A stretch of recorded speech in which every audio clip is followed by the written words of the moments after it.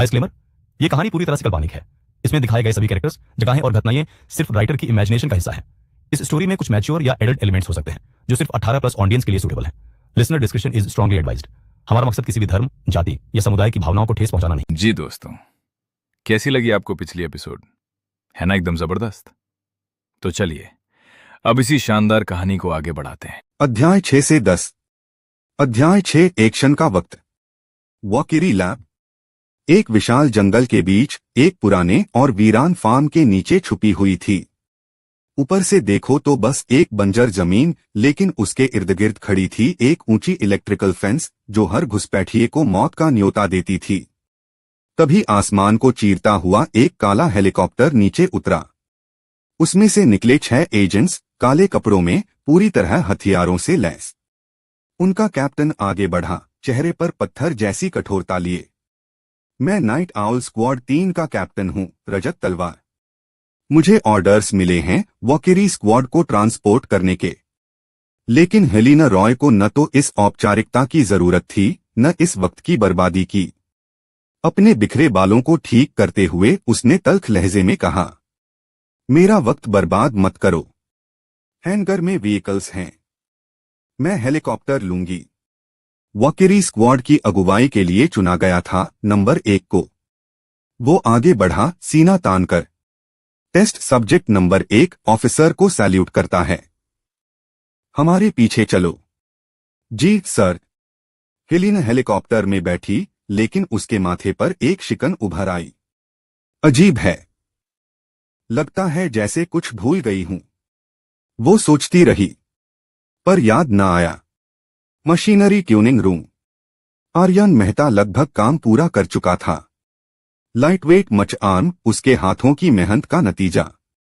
Game में तो बस मटेरियल्स डालो और कुछ स्टेप्स फॉलो करो, ब्लूप्रिंट खुद गाइड करता था। लेकिन यहां हर एक काम उसे खुद करना था, अपने हाथों से। और शायद यही बेहतर था, क्योंकि इस आजादी ने उसे मौका दिया अपने हिसाब से बदलाव करने का। ऑर्गेनाइजेशन ने उसके ज्यादातर रिसोर्सेज छीन लिए थे, लेकिन जो बचा था वो काफी था। उसने प्राइमरीली मैंगनीज का इस्तेमाल किया, एक मजबूत एलॉय, वेपन्स और आर्मर के लिए बेहतरीन। डिजाइन बेसिक था, लेकिन अभी के लिए यही काफी था। आर्यन ने रेंच नीचे रखा। लाइटवेट मच आर्म तैयार था। Lightweight mech arm, left, quality, average damage 35-58, defence 13-17, power level 38, durability 270/270, equip requirement 25 STR, stat bonus -3, speed, weight 14.7 kilogram, additional bonus +10 STR। इस क्राफ्टिंग से आर्यन को 3000 एक्सपीरियंस पॉइंट्स मिले। क्राफ्टिंग हमेशा असेंबली या एनहांसमेंट से ज्यादा एक्सपीरियंस देती थी, और आर्यन यह जानता था। अभी उसकी STR थी 21, इक्विप करने के लिए चाहिए थे 25, मतलब 4 और स्टैट पॉइंट्स। मच आर्म के बाद उसने 73 वॉस्प क्राफ्ट की और उसे एनहांस करके 38 से 47 डैमेज तक पहुंचाया। साथ में बनाई एक कार्बाइड टैक्टिकल नाइफ 10 डैमेज, खामोश और घातक। दोनों चीजें उसने छुपा दी और फिर निकल पड़ा कैंटीन की तरफ। कैंटीन यहाँ के स्टाफ के लिए एक रिक्रिएशन रूम जैसा था, जहाँ लोग आते थे, बैठते थे, बातें करते थे। और आर्यन, वो सुनता था। एक कोने में गार्ड्स का झुंड शोर मचा रहा था। यार, मुझे भी बाहर जाना है। इतने दिनों से यहाँ बंद हूँ, दिमाग खराब हो रहा है। हेलिना ऑफिसर है भाई, उसका स्टेटस हमसे बहुत ऊंचा है। यार, उसके साथ एक रात। अबे जुबान संभाल। जानता है वो ऑफिसर क्यों है? क्योंकि वो सुपर ह्यूमन है। बिल्कुल है। आर्यन के दिल में एक चिंगारी जली। हेलिना यहां नहीं है। उसके होठों पर एक हल्की सी मुस्कान आई। लगता है आज का दिन है। वो उठा और सीधे चल पड़ा बेसमेंट 3 की तरफ। निशाना था सर्वेलेंस रूम। कॉरिडोर में घुसने से पहले आर्यन ने एक आधा चबाया हुआ ब्रेड का टुकड़ा उठाया और सर्वेलेंस कैमरा के लेंस पर चिपका दिया। वो जानता था यहाँ के गार्ड्स अपनी ड्यूटी सीरियसली नहीं लेते। और सच में कुछ नहीं हुआ। आर्यन ने एक गहरी सांस ली, खुद को कंपोज किया और कॉरिडोर में कदम रखा। 2 गार्ड्स दरवाजे के बाहर खड़े थे। अनऑथराइज्ड पर्सनल आगे नहीं जा सकते, पहले गार्ड ने रोका। अरे यह तो 0 है, भगा दो इसे, दूसरा हंसा। पहला गार्ड उसे धकेलने के लिए आगे बढ़ा, लेकिन आर्यन पहले ही हरकत में आ चुका था। उसने पहले गार्ड की कलाई थाम ली और उसी पल नाइफ सीधे दूसरे गार्ड की ठुड्डी में, उसके ब्रेन तक। फिर पहले गार्ड के पीछे घूमकर चोक होल्ड, क्रैक। दोनों पलक झपकते जमीन पर। Fatal blow. Guard of Genesis Organisation eliminated. +360 ही एक्सपी, +360 ही एक्सपी। आर्यन ने दोनों बॉडीज को ध्यान से जमीन पर लिटाया। स्टैट्स चेक किए। LV 7 एजेंट, 4 बुलेट्स मिले। उसने डैगर वापस इक्विप किया और दरवाजा धीरे से खोला। जो नजारा अंदर था, आर्यन की आंखें फटी की फटी रह गईं। 2 गार्ड्स एक बेहद कॉम्प्रोमाइजिंग पोजीशन में। दरवाजे की आवाज सुनकर दोनों ने घबराकर आर्यन की तरफ देखा, उनके चेहरों पर दहशत। स्पाइसी। अध्याय 7 घबराहट। ठीक है, यह तो ऑकवर्ड है। आर्यन के दिमाग में एक ख्याल आया, क्या मैं बस पलटकर चला जाऊं, जैसे कुछ देखा ही नहीं। लेकिन उसे इन दोनों से कोई दुश्मनी नहीं थी। वो समझता था इंसान अकेलेपन में क्या क्या कर लेता है। यह दोनों बस 2 अकेली रूहें थीं, जिनकी तकलीफ ने उन्हें एक दूसरे के करीब ला दिया था। यह तुम्हारी गलती नहीं। हालात ऐसे थे। लेकिन आर्यन का दिमाग जो भी सोच रहा था, उसका जिस्म पहले ही फैसला कर चुका था। नाइफ की ग्रिप पलटी। वो झपटा। पास वाला गार्ड संभल नहीं पाया, बंदूक निकालने की कोशिश में ही था कि आर्यन उस पर टूट पड़ा। लेकिन दूसरे गार्ड ने एक जोरदार लात मारी, पहला गार्ड बच गया।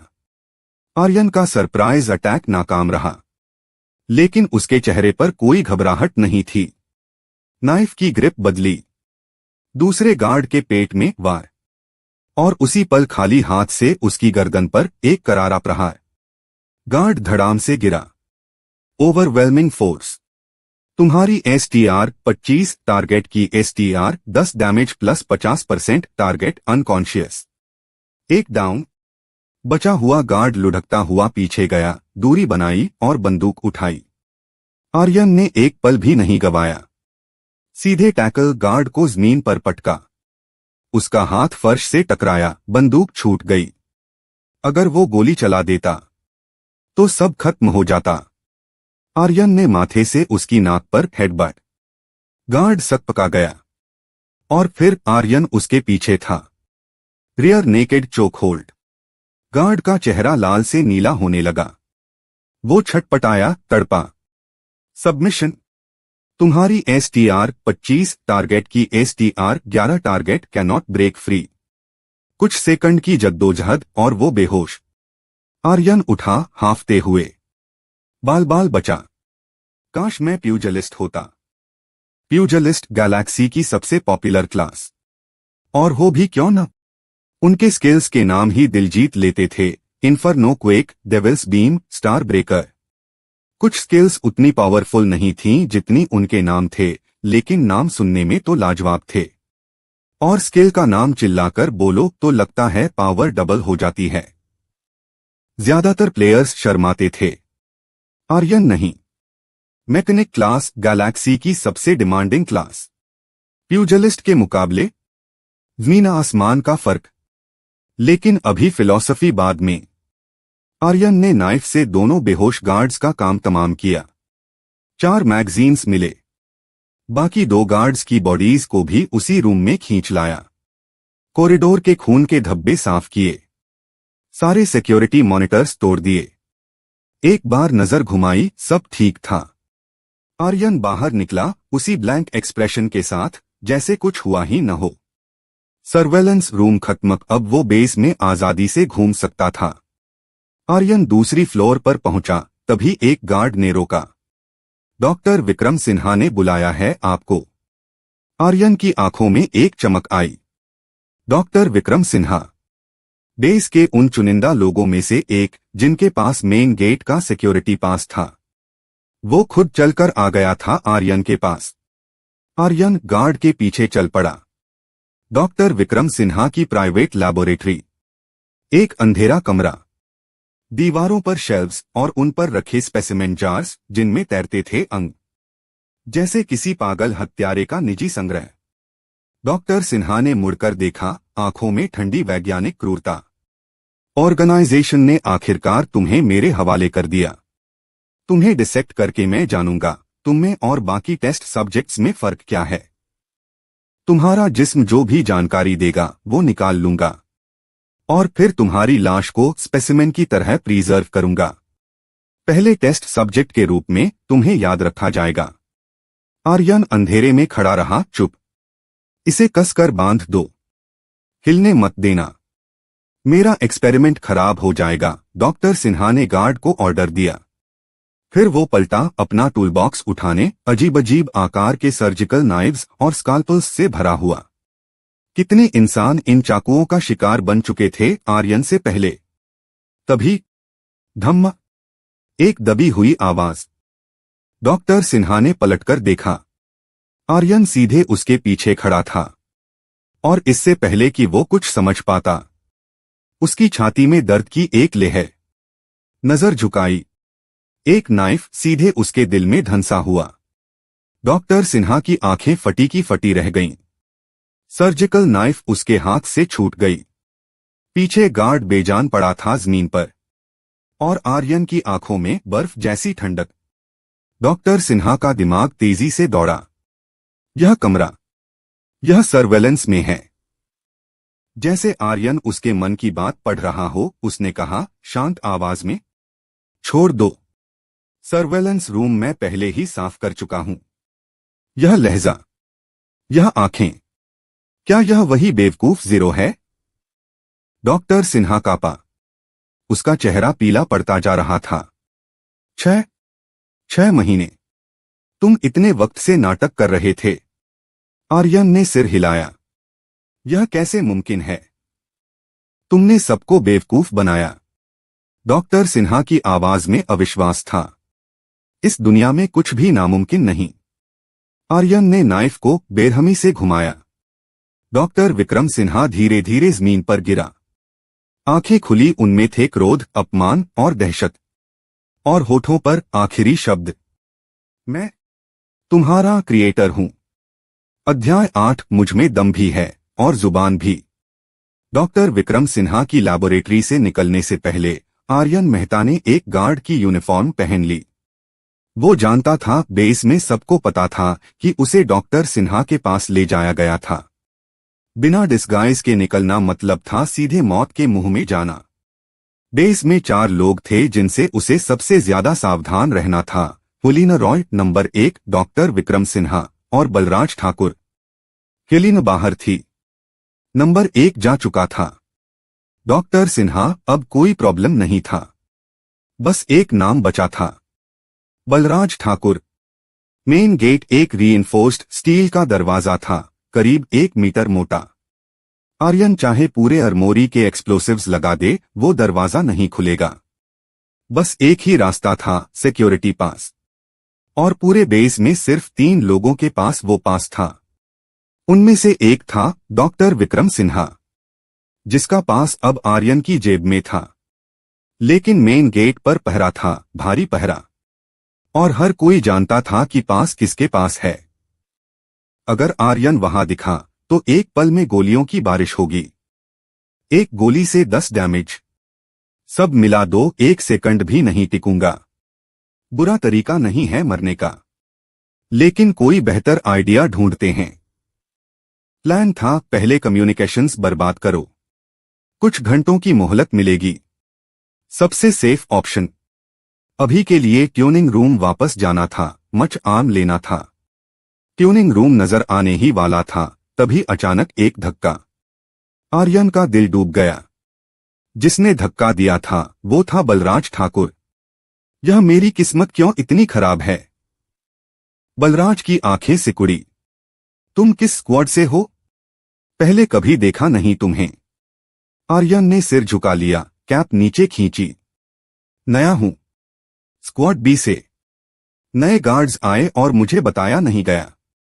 रुको, तुम्हारी आवाज जानी पहचानी लग रही है। सर उठाओ, चेहरा दिखाओ। आर्यन ने देखा बलराज का हाथ धीरे धीरे होल्स्टर की तरफ बढ़ रहा था। पास के 3 गार्ड्स भी सतर्क हो गए। अब क्या करूं? अगर अभी पकड़ा गया, बलराज तुरंत डॉक्टर सिन्हा को ढूंढने भेजेगा। सब बर्बाद। यह प्रॉब्लम है। प्लान बी नहीं लगाना चाहता था मैं। क्या कहा तुमने? और तभी आर्यन ने सर उठाया, सीधे बलराज की आंखों में देखा। बहुत दिनों से कहना चाहता था, किसी साइकियाट्रिस्ट से मिलो, पागल इंसान। 0। वो एक पल के लिए ठिठका और आर्यन को बस यही चाहिए था। नाइफ निकाली बलराज की छाती की तरफ, लेकिन बलराज ने रिफ्लेक्स में डॉज किया। नाइफ उसकी ठुड्डी को बस छूती हुई निकल गई। फायर। तीनों गार्ड्स ने बंदूकें निकालनी चाहीं, लेकिन वो आर्यन के बहुत करीब थे। इससे पहले कि वो एम कर पाते, आर्यन ने पास वाले गार्ड के चेहरे पर एक मुक्का जड़ दिया। -48। गार्ड उड़कर अपने साथियों से जा टकराया। आर्यन ने दांत भींचे और ट्यूनिंग रूम की तरफ दौड़ पड़ा। बलराज का चेहरा काला पड़ गया। ठुड्डी छूते हुए वो पीछे भागा और कॉलर ट्रांसमीटर में चिल्लाया, सभी एजेंट्स ध्यान दो, दूसरी फ्लोर के ट्यूनिंग रूम में आओ। टेस्ट सब्जेक्ट 0 ने विद्रोह कर दिया है। पूरे बेस में खलबली मच गई। 0 विद्रोह? सच में? उसे ब्रेन वॉश नहीं किया था। यह कोई ड्रिल है? अबे बेवकूफ, गोलियों की आवाज नहीं सुनी? बलराज की गोलियां आर्यन के इर्द गिर्द बरस रही थीं। लेकिन आर्यन अजीब तरह से शांत था। उसका दिमाग बदल गया। दुनिया अचानक बदल गई उसके सामने, जैसे सब कुछ 3D लाइंस में कन्वर्ट हो गया हो। हर चीज साफ, हर एंगल कैलकुलेटेड। ट्यूनिंग रूम तक 2.0 सेकंड्स। बलराज को पकड़ने में 3.7 सेकंड्स। तीनों गार्ड्स अगले 4.2 सेकंड्स तक थ्रेट नहीं। रीइंफोर्समेंट्स करीब 30 सेकंड्स में। यह स्टेट, यह उसके अनगिनत गेम बैटल्स का नतीजा था। एक्सपीरियंस जो उसने गेम में जमा की थी, वो यहां असली दुनिया में उसकी ढाल बन रही थी। वो टेढ़ी मेढ़ी दौड़ लगाने लगा, गोलियां उसे छू भी नहीं पाईं। बलराज पागलों की तरह हंसा। अच्छा, तो खिलौना लड़ना चाहता है। ले फिर। 20 साल के एक्सपीरियंस वाला एलीट एजेंट था बलराज। आर्यन के पास था बस 6 महीने। बलराज के लिए नतीजा पहले से तय था। आर्यन ट्यूनिंग रूम में घुसा और दरवाजा बंद कर लिया। बलराज पागलों की तरह हंसा। कमरे में छुप गए। अब तुम्हारी मौत पक्की है। और तभी धड़ाम, दरवाजा चकनाचूर। एक विशाल मचआम ने उसे तोड़ते हुए सीधे बलराज की छाती में मारा। -95। बलराज दीवार से जा टकराया। 4 से 5 पसलियां टूट गईं। उठते हुए उसने खून की एक फुहार थूकी और डिसबिलीफ से देखा। यह क्या है? तीनों गार्ड्स ने बंदूकें उठाईं, लेकिन आर्यन पहले ही मूव कर चुका था। दाहिने हाथ से एनहांस्ड 73 वॉस्प निकाली 2 शॉट्स, दोनों सीधे गले में। तीसरे गार्ड ने गोली चलाई। आर्यन ने मचआम उठाया। क्लैंक। गोली डिफ्लेक्ट हो गई। एक और शॉट, तीसरा गार्ड घुटनों पर। कॉरिडोर में सन्नाटा। आर्यन और बलराज आमने सामने। नियरेस्ट गार्ड 30 सेकंड्स में पहुंचेगा। आर्यन ने मचआम फ्लेक्स किया, पॉइंटिंगली। बहुत मन था तुम्हारा गला इन हाथों से दबाने का। 420 काट्स का शुक्रिया अदा करना था। बलराज ने खून थूका और ठंडी हंसी हंसा। बूट से एक छुपा हुआ डैगर निकाला। अच्छा पंच था, लेकिन यह जंक लेकर मुझे हराने का सपना मत देखो। देखते हैं। 30 सेकंड्स में मैं तुम्हें 10 बार मार सकता हूं। बलराज झपटा। आर्यन भी आगे बढ़ा। स्पार्क्स उड़े, नाइफ और मचआम आपस में टकराए। एक दूसरे से गुजरते हुए बलराज ने झुककर आर्यन के घुटने पर लात मारी। होलीन से सीखा हुआ तरीका दुश्मन को पीछे से गिराने का, लेकिन आर्यन जानता था यह मूव। उसने पूरी मच-आन पीछे घुमाई। बलराज के पैर पर क्रैक। बलराज का पैर टूट गया। वो जमीन पर गिरा। -87। मच-आन का पावर लेवल था 38। आर्यन के अपने पावर लेवल के साथ जोड़ो तो वो ग्रेड सुपर ह्यूमन के लेवल पर पहुंच जाता था। उसका डैमेज लिटरली डबल हो गया था। आर्यन ने अंदाजा लगाया बलराज की मैक्स एचपी होगी 300। पहले के ब्लो के साथ वो अब हाफ हेल्थ पर था। बलराज कमजोर था, लेकिन हार नहीं माना। दर्द को दांतों से दबाकर उसने अटैक जारी रखा, लेकिन अब उसके वार सुस्त पड़ गए थे। आर्यन ने आसानी से उसका हाथ थाम लिया। नामुमकिन, यह कैसे हो सकता है? तुम! बलराज चिल्लाया, मच-आन की पकड़ से छूटने की कोशिश करते हुए। अचानक उसकी दुनिया अंधेरी हो गई। आर्यन ने मच-आन उसके सिर के इर्द गिर्द रैप की और दीवार में दे मारा। स्प्लैट! बलराज ठाकुर, बस! आर्यन ने उसे दीवार के सहारे खींचकर रखा। माफ करना, झूठ बोला था। गला नहीं दबाया। उठो, फिर से करता हूं ठीक से। बलराज ने कोई जवाब नहीं दिया। दे भी नहीं सकता था। Balraj Thakur, vice commander of Valkyrie lab, eliminated. Plus 1500 XP. अध्याय 9 भीषण युद्ध। टीम ए और टीम बी दूसरी फ्लोर पर पहुंचे। जो नजारा देखा, रूह कांप गई। वाइस कमांडर बलराज ठाकुर मारा गया। यह सब हुआ कैसे? दुश्मन कहाँ है? सर्वेलेंस रूम रिस्पॉन्ड क्यों नहीं कर रहा? डॉक्टर विक्रम सिन्हा को तुरंत इन्फॉर्म करो। टीम सी ने डॉक्टर सिन्हा की लाश ढूंढ ली। हे भगवान! सब के सब दहशत में। क्या यह सब अकेले जीरो ने किया? सारे कमांडर्स या तो बाहर थे या मर चुके थे। कोई ऑर्डर्स देने वाला नहीं था। उसे तो ब्रेन वॉश किया था। क्या वो शुरू से ही नाटक कर रहा था? यह सोच ही रोंगटे खड़े कर देती थी। आर्यन चाहता तो कभी भी किसी की भी जान ले सकता था। टीम ए का लीडर आगे आया। घबराओ नहीं, दुश्मन अकेला है। फैसिलिटी स्वीप करो। गोली मारने की इजाजत है। Team A armoury, team B surveillance room, team C laboratory की रक्षा, team D main gate fortify करो। अगर जीरो भागना चाहेगा तो वहीं जाएगा। अभी जाओ। बेस में कुल 60 गार्ड्स थे, 4 टीम्स में। आमतौर पर बिखरे रहते थे, लेकिन यह इमरजेंसी थी। लेकिन आर्यन उनकी हर चाल पढ़ रहा था। धड़ाम! ऊपर से एक जोरदार धमाका, पूरी फैसिलिटी हिल गई। क्या हो रहा है? टीम ए का लीडर इंटरकॉम पर चिल्लाया। दूसरी तरफ से आवाजें आईं, गोलियां, चीखें। टीम सी ने लैब में दुश्मन से सामना किया। रिपीट, जीरो ने लैब में ग्रेनेड से आग लगा दी। ग्रेनेड कहां से लाया? टीम ए का लीडर गुस्से और दहशत दोनों में था। बेसमेंट 3। आर्यन एक कोने में छुपा था, लैब के पास, जहां आग धधक रही थी। 3 हैंड ग्रेनेड्स से उसने लैब जला दी थी। टीम सी के करीब 1 दर्जन गार्ड्स उसकी तरफ बढ़ रहे थे। बलराज से लड़ने के बाद आर्यन सीधे मेन गेट की तरफ नहीं गया था। वो नीचे बेसमेंट 3 में आ गया था, क्योंकि वो जानता था गार्ड्स ऊपर से स्वीप शुरू करेंगे। प्लान बदल गया था। लैब, जहां सारा वॉकिरी डेटा था, यही इस फैसिलिटी का दिल था।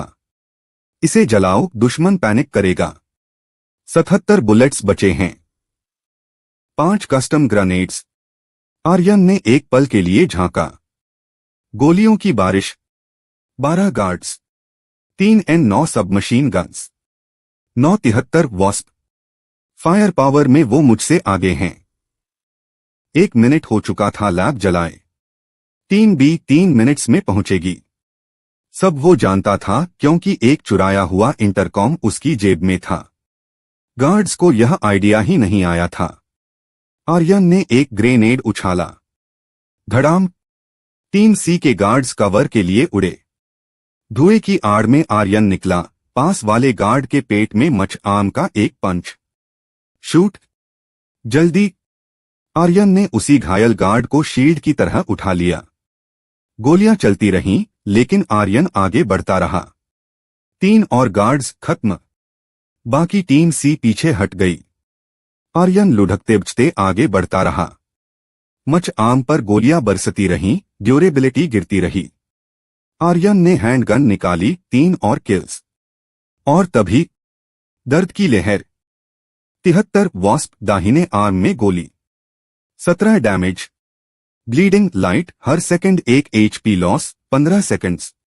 N9 SMG बाएं लेग में गोली। 21 डैमेज। ब्लीडिंग लाइट, हर सेकंड 1 HP लॉस, 15 सेकंड्स। अगर बलराज की ट्रेनिंग न होती, यह दर्द वो बर्दाश्त न कर पाता। दांत भींचे। एक और ग्रेनेड। धड़ाम! धमाके से कान सुन्न हो गए। आर्यन ने एक गुर्राहट के साथ उसे इग्नोर किया और आगे बढ़ता रहा। 1 मिनट बाद टीम सी का कोई नामोनिशान नहीं था। आर्यन ने घाव पर पट्टी बांधी। 110 HP गया, मैक्स HP का 1/3 से ज्यादा।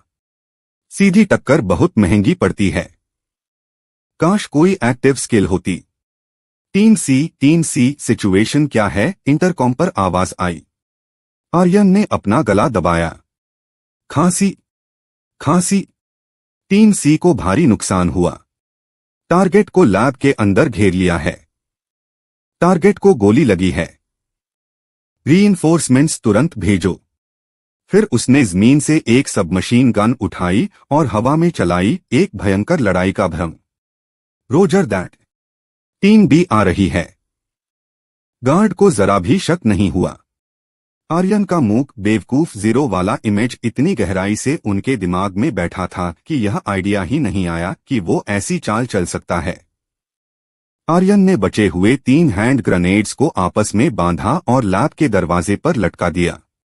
फिर एक डेस्क के पीछे छुप गया। 3 सबमशीन गन्स लोड किए और हैंडगन से कई शॉट्स चलाए। क्रॉसफायर का भ्रम।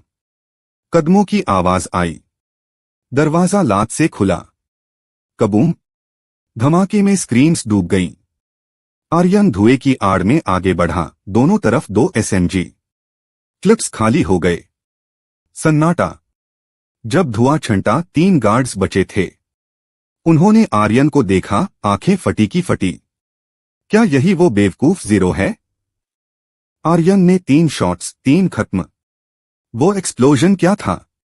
टीम ए का लीडर चिल्लाया। आर्यन ने रैंडमली कुछ गन्स उठाए और हवा में चलाए। टीम बी पर हमला हो रहा है। एक्सपेरिमेंट लैब में एनिमी से सामना। Assistance, assistance. टीम ए अभी आ रही है। लीडर को कुछ अजीब लगा, लेकिन क्या, समझ नहीं आया। बेसमेंट 3 में पहुंचते ही उसे एहसास हुआ। सभी गार्ड्स ध्यान दो। 0 ने हमारे कॉम्स में घुसपैठ की हो सकती है। अब सिर्फ मेरे ऑर्डर्स मानो।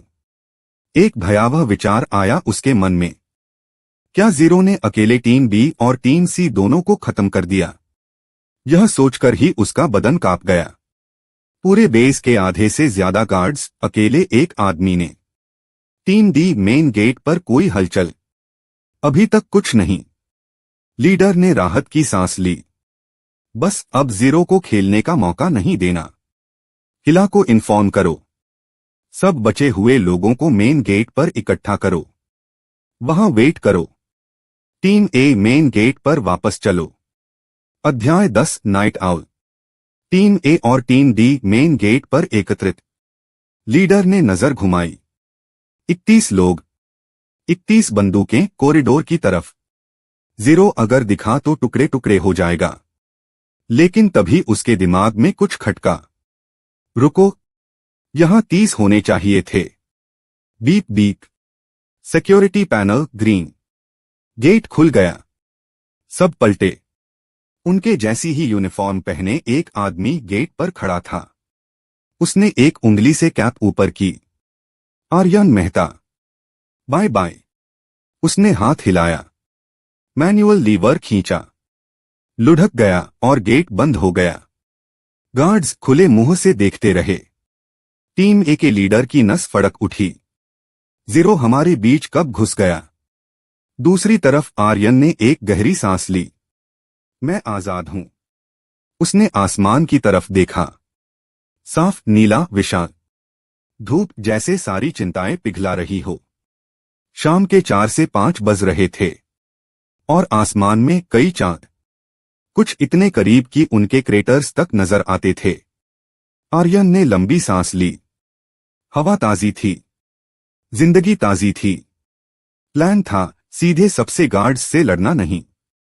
वो कभी यह चाहता भी नहीं था। गार्ड्स कमजोर जरूर हुए थे, लेकिन लॉकडाउन का बटन दबाते तो सब खत्म हो जाता। टीम बी का रूप धरकर टीम ए को बाहर निकाला। एक साफ यूनिफॉर्म ढूंढी। स्टेयरवे के नीचे छुप गया। गार्ड्स पैनिक में थे, किसी ने ध्यान नहीं दिया और वो एस्कॉर्ट होकर गेट तक पहुंच गया।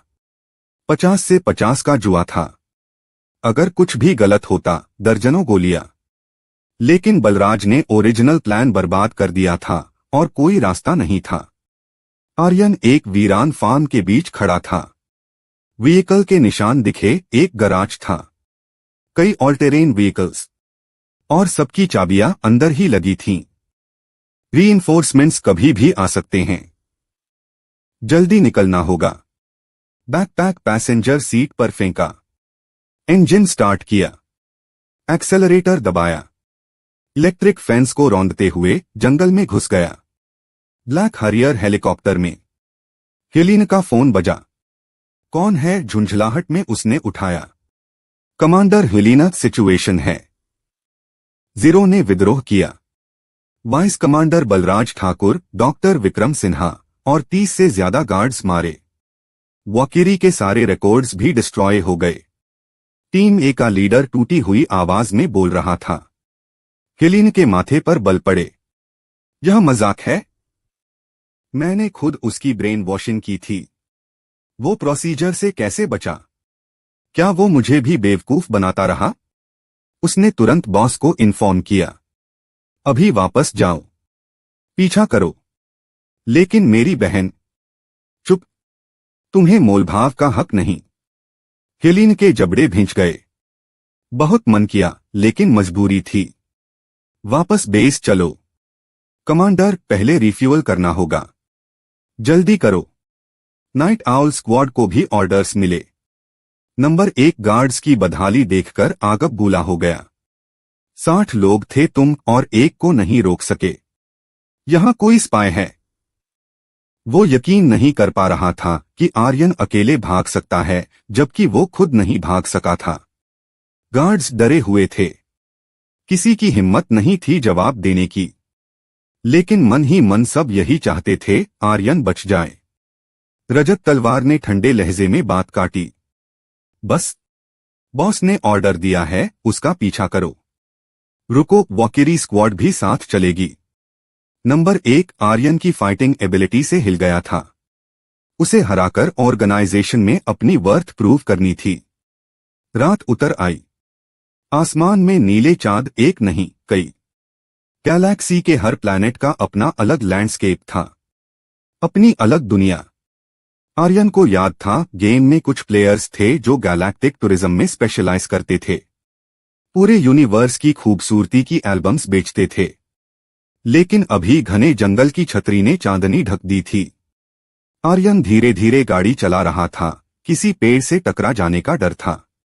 अंधेरा दुश्मन था। गाड़ी की आवाज एक और दुश्मन। रात को गाड़ी चलाना ठीक नहीं। पैदल चलना बेहतर है। इंजन बंद। गाड़ी छोड़ दी।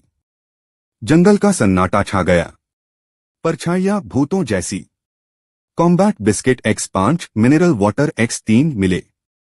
गाड़ी की बूट में कुछ रेशंस और पानी था। बैग में रख लिया। गाड़ी के निशान मिटाना नामुमकिन था। बस डायरेक्शन थोड़ा बदला, परस्यूअर्स को कंफ्यूज करने के लिए। रात उसकी चादर थी। आर्यन थका हुआ था। स्टैमिना लगभग खत्म। लेकिन रुकने की हिम्मत नहीं थी। तभी पीछे से इंजन्स की आवाज। आर्यन तुरंत एक पेड़ के पीछे छुप गया। 3 जोड़ी हेडलाइट्स करीब 300 मीटर दूर। वो एक सेफ स्पॉट की तरफ खिसकने ही वाला था। तड़ाक! एक गोली रात को चीरती हुई आई।